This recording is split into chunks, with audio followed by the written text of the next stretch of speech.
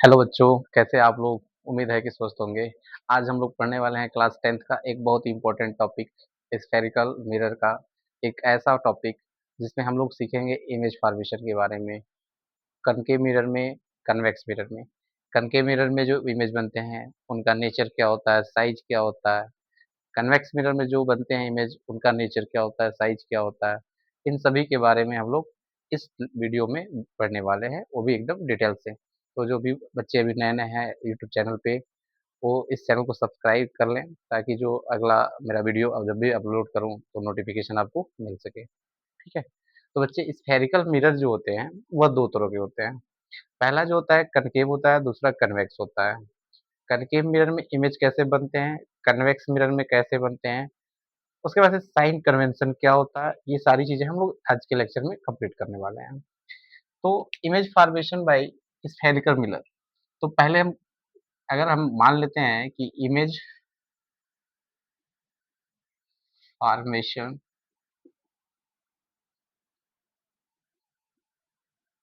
Bye concave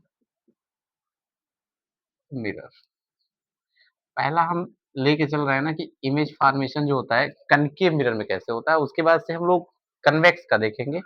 ठीक है। तो कुल कंडीशन कितनी होती हैं अगर आप कनकेव मिरर को कंसीडर कर ले रहे हो? तो ये हमारा कनकेव मिरर होता है।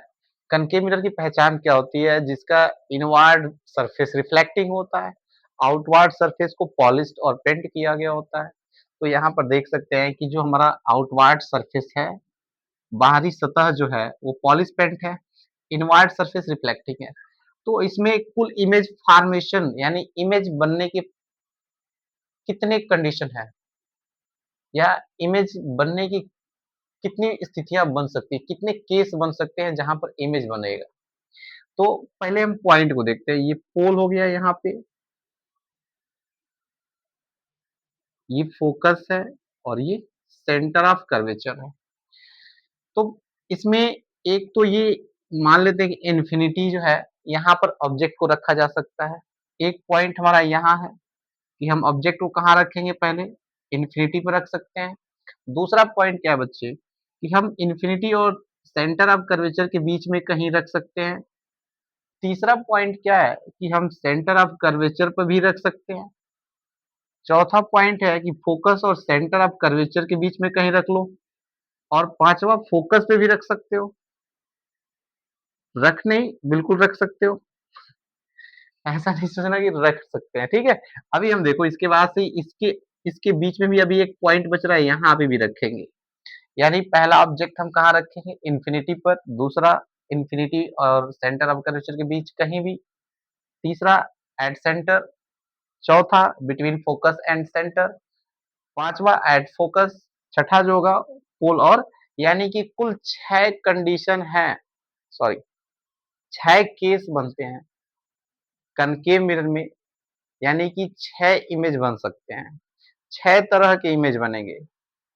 ठीक है। तो पहला हम कहाँ रखेंगे, एट इन्फिनिटी। दूसरा कहाँ रखेंगे, between infinity and centre of curvature, या बियॉन्ड सेंटर ऑफ कर्वेचर कर सकते हो। तो हम 6 इमेज बना देंगे और उनका नेचर समझेंगे। एक एक टॉपिक को उसमें क्लियर करते चलेंगे। मान लो कि ऑब्जेक्ट को लिखा गया, रखा गया कहाँ, एट इन्फिनिटी। इन्फिनिटी पे रखा गया, अनंत पे रख दिया गया ऑब्जेक्ट को। तो मिरर बना लो।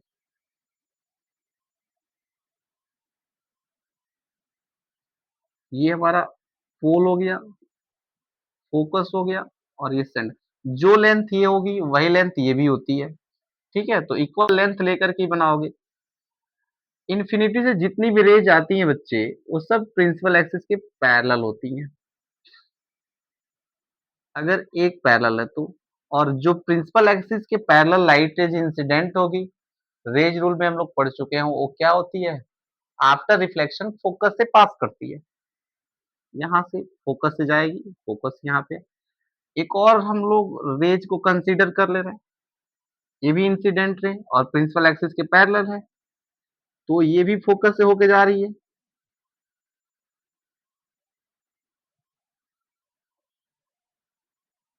ठीक है? ये दोनों एक दूसरे को कहाँ कट कर रहे हैं? प्रिंसिपल एक्सिस पे। बच्चे बहुत ही ध्यान देने वाली बात ये है कि जब दो रिफ्लेक्टिंग रेज एक दूसरे को रियली इंटरसेक्ट करती, तो जो इमेज होता है वो रियल होता है, और जो इमेज रियल होगा बच्चे वो इन्वर्टेड होगा। याद रखना कि जो इमेज रियल होगा वह क्या होगा? वह इन्वर्टेड होगा। जो इमेज रियल होगा वो इन्वर्टेड होगा, और जो इरेक्ट होगा, जो वर्चुअल होगा, वह इरेक्ट होगा। ये चीजें याद रखनी है। ये दो रिफ्लेक्टेड रेज जब काटेंगी एक दूसरे को, वही वही पॉइंट ऑफ इंटरसेक्शन को हम प्रिंसिपल एक्सिस से मिला देंगे। यानी कि इमेज कहाँ बनेगा? जब दो रिफ्लेक्टेड रे एक दूसरे को इंटरसेक्ट करेंगी, तो जहां पर बच्चे इंटरसेक्ट करेंगी उस पॉइंट को हम प्रिंसिपल एक्सिस से मिला देंगे, और वो पॉइंट क्या बताएगा? साइज ऑफ द इमेज बताएगा। अगर ये दोनों इंटरसेक्शन पॉइंट यहीं पर है, तो प्रिंसिपल एक्सिस पे ही एक दूसरे को काट रहे हैं, तो इसी पॉइंट को प्रिंसिपल एक्सिस से मिलाना है। मतलब कि वो ऑलरेडी एग्जिस्ट कर रहा है प्रिंसिपल एक्सिस पे। यानी कि दो रिफ्लेक्टेड रे का जब point of intersection principal axis पे लाइज करेगा बच्चे, याद रखना वह इमेज क्या होगा? पॉइंट साइज का होगा। ठीक है? अब देखो इसमें यहाँ पे पोजीशन, अगर इंफिनिटी पर ऑब्जेक्ट को रखा गया है तो पोजीशन क्या है इमेज का? पोजीशन लिखेंगे, पोजीशन ऑफ इमेज। तो बच्चे इमेज कहाँ बन रहा है? तो एट फोकस। ठीक है? नेचर क्या होगा बच्चे? नेचर क्या होगा? यह दोनों एक दूसरे को रियली इंटरसेक्ट कर रही हैं। ऐसा नहीं है कि लग रहा है वर्चुअली डॉटेड लाइन से। अभी हम लोग पढ़ेंगे डॉटेड लाइन। हम लोग रेजुल में पढ़ाया है कि डॉटेड लाइन से, जब डॉटेड लाइन जो होती है यानी बिहाइंड द मिरर जो रेज होती है वह हमारा वर्चुअल रेज होती है, लेकिन on the front of mirror जो रेज होती हैं वह रियल रेज होती हैं। तो ये रियल रेज एक दूसरे को इंटरसेक्ट कर रही है यहाँ पर, तो हमारा इमेज कैसा बनेगा? रियल होगा। और जब भी रियल होगा बच्चे, तो बताओगे वो उल्टा भी बनेगा। ठीक है? अब देखो इसकी साइज क्या है। जब भी इमेज प्रिंसिपल एक्सिस पे कहीं बनेगा, तो बताओगे साइज ऑफ इमेज जो होगा वो क्या होगा? पॉइंट साइज हो जाएगा। ठीक है? इतना क्लियर है? दूसरा कंडीशन क्या है बच्चे, कि हम ऑब्जेक्ट को इन्फिनिटी पर रखे थे, यानी कि यहां पर रखे थे, यहां से लाइट रे जा रही थी। अब इन्फिनिटी और सेंटर ऑफ कर्वेचर के बीच में कहीं रखेंगे। Object kept between infinity and C. ठीक है? समझ जाएंगे कि इनफिनाइट और सेंटर ऑफ कर्वेचर के बीच में ऑब्जेक्ट को रखा जा रहा है। ये इमेज कहां बनेगा? वैसे आप लोग बिल्कुल स्केल का ही उपयोग करेंगे। ये फोकस हो गया, और जितना डिस्टेंस ये है उतना ही डिस्टेंस ये होगा सेंटर ऑफ कर्वेचर। और यहाँ पे मान लेते हैं इनफिनाइट, यहाँ पे रख दे रहे हैं, तो यहाँ से जो भी रेज आएंगी बच्चे प्रिंसिपल एक्सिस के पैरेलल, पहला हम हमेशा काम करेंगे जहां ऑब्जेक्ट रखेंगे वहां से प्रिंसिपल एक्सिस के पैरेलल लाइट को इंसिडेंट करा देंगे। तो ये ऑब्जेक्ट है, इसके ऊपर से हमने प्रिंसिपल एक्सिस के पैरेलल लाइट को इंसिडेंट करा दिया। ये आफ्टर रिफ्लेक्शन कहां से जाएंगे बच्चे? फोकस से जाएंगे। दूसरा क्या होगा? फोकस से इंसिडेंट कराओगे, और ये क्या होगा बच्चे? यहाँ पे कट करेगा। ठीक है? देखो ये जो होगा, ये साइज क्या होगी इसकी? स्मॉल होगी, छोटा बनेगा। यानी कि जब ऑब्जेक्ट को इसका अगर पोजीशन कहेगा, पोजीशन पूछ देगा बच्चे, तो पोजीशन क्या होगा? Between F and C. ठीक है। अब देखो इसमें पोजीशन हो गया, नेचर क्या होगा, जब भी बिलो द प्रिंसिपल एक्सिस बनेगा, जब भी इमेज क्या होगा बच्चे, बिलो द प्रिंसिपल एक्सिस जाएगा, प्रिंसिपल एक्सिस के नीचे बनेगा, तो याद रखना वह इमेज जो होगा रियल होगा और इन्वर्टेड होगा। प्रिंसिपल एक्सिस के नीचे जो इमेज बन रहा है, यानी जहां पर ये पॉइंट ऑफ ये इंसिडेंट रे है, ये इंसिडेंट रे, ये रिफ्लेक्टेड रे, एक दूसरे को रिफ्लेक्टेड है, यहाँ पर कट कर रही है, जहां पे कट करेंगी उसी को हम प्रिंसिपल एक्सिस से मिला देंगे, और ये हमारा क्या हो जाएगा, इमेज, और ये हमारा ऑब्जेक्ट। तो यहाँ भी एक्चुअली फिगर में थोड़ी सी डिफरेंस है, ये थोड़ा छोटा बनेगा और ये बड़ा होगा, ये अंतर है। ठीक है। तो यहाँ पर याद रखना कि बच्चे कि जो इमेज होता है वो स्मॉलर देन ऑब्जेक्ट होगा, पोजीशन क्या होगा, between focus and centre of curvature. ठीक है। और नेचर पूछ देगा तो प्रिंसिपल एक्सिस के जब भी नीचे बनेगा तो नेचर क्या बताओगे, रियल एंड इन्वर्टेड। ठीक है।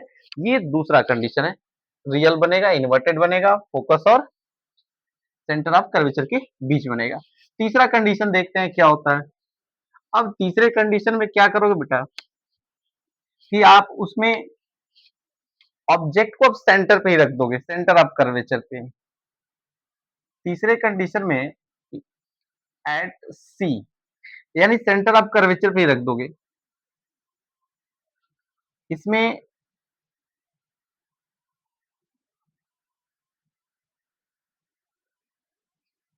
ये हो जाएगा पोल, ये हो जाएगा फोकस, और ये हो जाएगा सेंटर ऑफ। यहां पे रखोगे, लाइट को इंसिडेंट कराओगे, बिना स्केल बनाओगे बच्चे तो इधर उधर होगा थोड़ा बहुत, ये फोकस से जाएगा ऐसे, दूसरा फोकस से होके जा रहे, तो आफ्टर रिफ्लेक्शन देखो एग्जैक्ट वहीं पे कट करेगा, सेंटर ऑफ कर्वेचर पे ही। ठीक है। तो इसमें देखोगे जब ऑब्जेक्ट को कहाँ रख रहे हो, ये हमारा ऑब्जेक्ट है और ये हमारा इमेज है, तो जब ऑब्जेक्ट को हम कहाँ रखते हैं, सेंटर ऑफ कर्वेचर पे, तो इमेज कहाँ बनता है, सेंटर ऑफ कर्वेचर पे ही तो बन रहा है, यानी कि पोजीशन लिखोगे, पोजीशन ऑफ इमेज क्या होगा, at C, centre of curvature पे ही बनेगा। नेचर क्या हो जाएगा, नेचर बच्चे क्या हो जाएगा, देखो ये प्रिंसिपल एक्सिस के नीचे इमेज बन रहा है, प्रिंसिपल एक्सिस ये है, उसके नीचे बन रहा है, तो क्या होगा, इन्वर्टेड होगा, तो इन्वर्टेड होगा तो रियल भी होगा, तो रियल एंड इन्वर्टेड। अब क्या होगा, इसकी साइज क्या होगी, इक्वल हो जाएगी, साइज क्या होगा, इक्वल टू ऑब्जेक्ट, यानी कि जितना बड़ा ऑब्जेक्ट रखोगे सेंटर ऑफ कर्वेचर पे उतना ही बड़ा क्या होगा, इमेज बनेगा। ठीक है। यानी कि याद रखना कि कौन ऐसी कंडीशन है, कौन ऐसी केस है जिसमें ऑब्जेक्ट और इमेज की साइज दोनों इक्वल होती है, तो याद रखना कि जब ऑब्जेक्ट को कनकेव मिरर में सेंटर ऑफ कर्वेचर पर रखते हैं तो उसका जो इमेज बनता है वो भी उतना ही बड़ा बनता है जितना बड़ा ऑब्जेक्ट होता है, ये केस याद रखना। ठीक है। और चौथी जो किस कंडीशन है, अब क्या करेंगे, पॉलिश पेंट कर लेंगे इसको, ये हो जाएगा पोल, ये हो जाएगा फोकस, ये हो जाएगा सेंटर ऑफ कर्वेचर। तो यहाँ पे ऑब्जेक्ट को रख रहे हैं, प्रिंसिपल एक्सिस के पैरेलल जाएगा, फोकस से चला जाएगा। अब दूसरा क्या होगा बेटा, यहां से जाएगा, यहाँ पे कट करेगा। ठीक है। अब देखो प्रिंसिपल एक्स मतलब ऑब्जेक्ट को कहाँ रखोगे, बिटवीन फोकस, एफ एंड सी लिख दे रहे हैं, एफ एंड सी, यानी फोकस और सेंटर ऑफ कर्वेचर के बीच में कहीं भी ऑब्जेक्ट को रखा गया तो पहला काम प्रिंसिपल एक्सिस के पैरेलल लाइट रेज को ड्रा करेंगे, और जब ये रिफ्लेक्शन होगा बच्चे तो ऐसे जा रहा है, और दूसरा हम फोकस से ही ड्रा कर देंगे। रेज रूल में पढ़े हैं कि जब लाइट फोकस से जाती है तो आफ्टर रिफ्लेक्शन प्रिंसिपल एक्सिस के पैरेलल हो जाती है, और जो पैरेलल लाइट इंसिडेंट होती है प्रिंसिपल एक्सिस के आफ्टर रिफ्लेक्शन फोकस से होके जाती है। तो ये पैरेलल आ रही है तो फोकस से जाएगी, ये फोकस से आ रही है तो पैरेलल जाएगी। अब दो रिफ्लेक्टेड रे एक दूसरे को जहां पर इंटरसेक्ट करती हैं उस पॉइंट को हम क्या करते हैं, प्रिंसिपल एक्सिस से मिला देते हैं, और ये हमारा इमेज हो जाता है। ठीक है। अब अब देख के बता सकते हो ना कि पोजीशन ऑफ इमेज क्या है, पोजीशन ऑफ इमेज क्या है। तो पोजीशन ऑफ इमेज क्या है, ये हमारा सेंटर ऑफ कर्वेचर है और इधर इनफाइनाइट होगा, तो यहाँ आप लिख सकते हो बिटवीन सी एंड इनफाइनाइट। ठीक है। नेचर क्या हो जाएगा बच्चे, प्रिंसिपल एक्सिस के नीचे बन रहा है, अब बताओ क्या बनेगा, रियल होगा कि वर्चुअल होगा। तो प्रिंसिपल एक्सिस के जब भी नीचे बनेगा तो इन्वर्टेड और रियल होगा, तो इसका नेचर क्या हो जाएगा, रियल एंड इन्वर्टेड। साइज देख के पता चल जा रहा है कि इमेज से बड़ा बन रहा है, तो साइज क्या हो जाएगा, लार्जर देन ऑब्जेक्ट। ऑब्जेक्ट की तुलना में साइज क्या होगी, बड़ी होगी। ठीक है। अब देखो इसमें जो फिफ्थ कंडीशन है बच्चे, फिफ्थ कंडीशन क्या है, याद इसमें रखने वाली बात यह है ना कि जब भी बिलो द प्रिंसिपल एक्सिस बनेगा तो वर्चुअल रियल और इन्वर्टेड बनेगा। अभी तक जितने भी इमेज बने सब क्या बने, सब रियल और इन्वर्टेड बने। अभी देखो यहाँ वाला इंपॉर्टेंट पॉइंट है, ये वाला चौथा पांचवा है।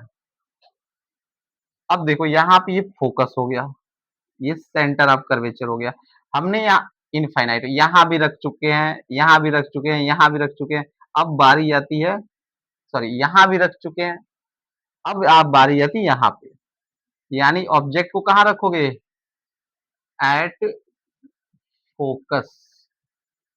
तो जब फोकस में रखोगे तो प्रिंसिपल एक्सिस के पैरेलल लाइट को इंसिडेंट कराएंगे पहला काम, और जब इसे इसका रिफ्लेक्शन होगा ये फोकस से चला जाएगा, आफ्टर रिफ्लेक्शन फोकस से जाएगा। दूसरा कंडीशन क्या है बेटा, इसके आगे हम यहाँ पे हमारा पोल है, तो यहाँ पोल पे इंसिडेंट कर सकते हैं, तो ये भी इंसिडेंट रहे, ये भी इंसिडेंट रहे, लेकिन यहाँ एक रिफ्लेक्टेड है और एक इंसिडेंट एक दूसरे को कट कर रही है, तो इमेज नहीं बनेगा। इमेज बनने का कंडीशन है कि दो रिफ्लेक्टेड एक दूसरे के इंटरसेक्ट करेंगी तभी जाकर के इमेज बनेगा। तो ये देखो यहाँ से ये तो आग लाइट आ रही है, ये जाएगी ऐसे,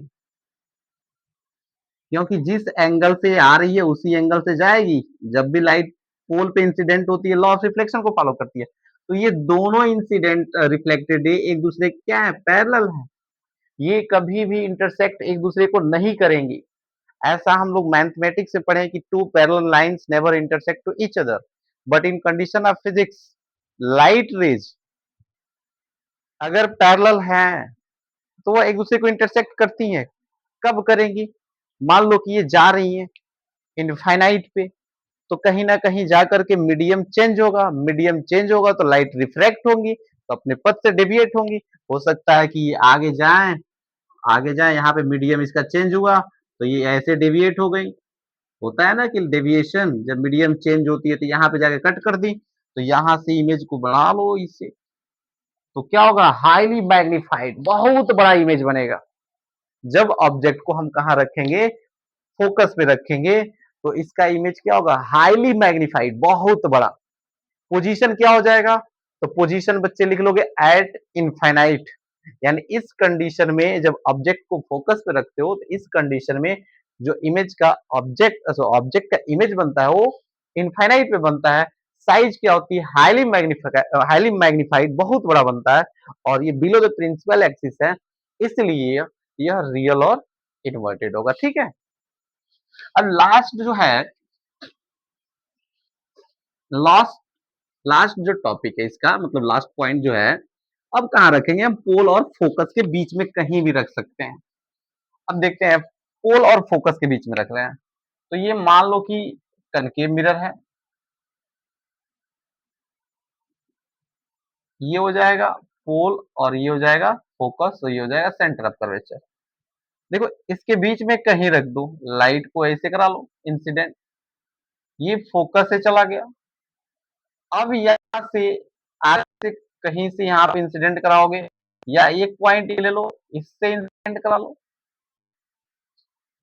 देखो बेटा ये जो है ना, लाइट फैलते हुए जा रही है, तो जितना आगे बढ़ाओगे ना, इसके बीच का गैप क्या होगा, उतना बढ़ता जाएगा। ऐसे कुछ बढ़ेगा, गैप बढ़ता जाएगा, आगे जितना जाएगा गैप बढ़ता जाएगा। तो चांस ही नहीं है कि एक दूसरे को इंटरसेक्ट करें। यानी कि देखो सेंटर ऑफ कर्वेचर से लाइट इंसिडेंट हो रही है ना, तो रिफ्लेक्शन के बाद ये फिर से अपने ही पथ को ट्रेस करती है, उसी पथ से लौट आएगी।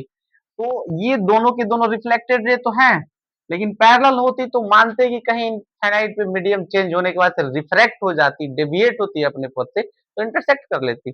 लेकिन यहाँ पे क्या हो रहा है कि ये ना डेविएट होंगी ना रिफ्रैक्ट होंगी, क्योंकि इनफाइनाइट तक जाते जाते इतना बड़ा गैप मिल जाएगा, इतना बड़ा गैप हो जाएगा कि अगर ये रिफ्रैक्ट भी हो रही हैं, अपने पथ से डेविएट भी हो रही हैं, तो ये एक दूसरे को इंटरसेक्ट नहीं कर पाएंगे। तो इसका इधर का चांस जीरो हो गया। तो अब बनेगा क्या, इसको हम डॉटेड लाइन से इधर बढ़ा देते हैं। मानते हैं कि चलो भाई इधर नहीं बढ़ेगा तो इधर कहीं ना कहीं तो कट कर रहा होगा, तो ये प्रिंसिपल एक्सिस को इधर लागे, यहाँ पे कट किया, तो जब जहां पे कट करता है उसको प्रिंसिपल एक्सिस से मिलाते हैं। अब देखो कनकेव मिरर में सबसे इंपॉर्टेंट पॉइंट ये है कि किस कंडीशन में वर्चुअल और इरेक्ट इमेज बनता है। अब बेटा देख के बताओगे जो पोजीशन क्या होगा, पोजीशन जो है ऑफ इमेज क्या हो जाएगा, बिहाइंड द मिरर। ठीक है, बिहाइंड द मिरर हो जाएगा, साइज क्या हो जाएगा,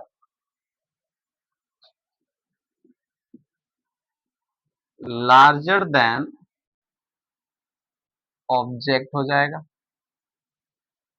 नेचर क्या होगा इसका,